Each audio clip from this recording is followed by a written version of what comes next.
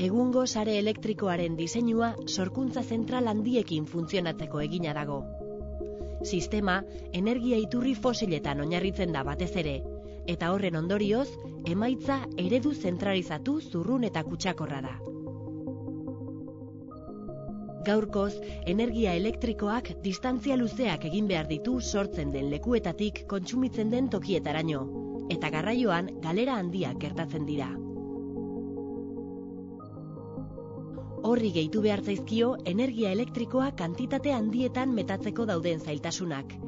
Eta horren bestez, nahitaezkoa da sorkuntza elektrikoaren eta kontsumoaren arteko erregulazio jarraitua eta zehatza egitea.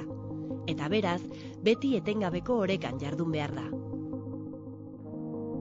Gainera, balizko eskariari erantzuteko, sistemaren gehiegizko ahalmena bermatuz lortzen da funtzionamenduaren fidagarritasuna, eta energia soberakina alferrik galtzen da.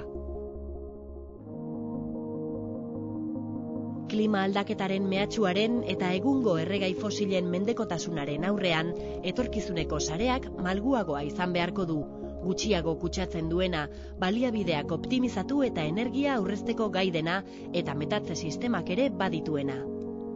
Behar horiei erantzuteko, Gipuzkoan isare proiektua sortu dute.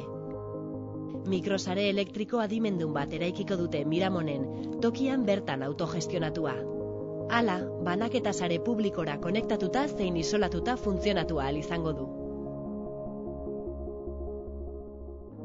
Gaur egun energia norabide bakar batean ibiltzen da, zentral elektrikotik hasi eta kontsumitzailearen ganaino. Baina isare bezalako mikrosareetan energia eta informazioa bi norabideetan ibiliko dira. Teknologia digitalarekin elektrizitatea nora doan jakin ahal izango da, unean uneko sarearen egoera ezagutu ahal izango da, energia non galtzen den adibidez. Hala, modu automatikoan hobekuntzak egin eta elektrizitate etenak ekidingo dira denbora errealean. Eta iturri berriztagarrien integrazioa ere bultzatuko da aldi berean.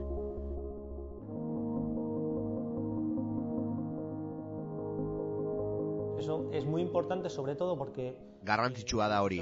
Izan ere, sorkuntza sistema berriztagarriek garrantzia handia dute mikrosare batean. Beraz, ez dute ohiko moduan funtzionatu behar. Saretik datorkien informazioa aztertuz funtzionatu behar dute. Eta horren arabera, modu batera edo bestera jokatu. Pauso hori ematea falta da. Energia norabide bakarrean bidaltzen denean, zati bat kontsumitu egiten da, eta gainerakoa galdu egiten da. Isare proiektuak energiaren kudeak eta optimizatuko du. Energia soberakina behar den beste leku batera bideratuko da, edo metatu egingo da.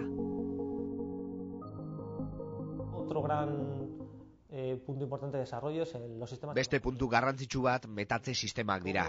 Conseguir minimizar o reducir Nola lortu orain beti eskariaren gainetik soberan ekoitzi behar izateagatik galtzen den energia gutxitzea edo minimizatzea.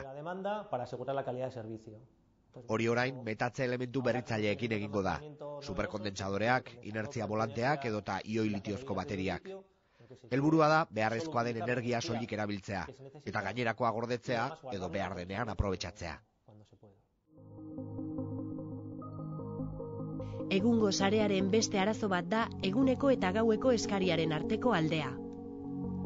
Horren ondorioz, sareko elementu batzuk deskonektatu egin behar izaten dira eskari txikieneko orduetan, eta hala, geroago beharrezkoa izan daitekeen energia bat sortu gabe geratzen da.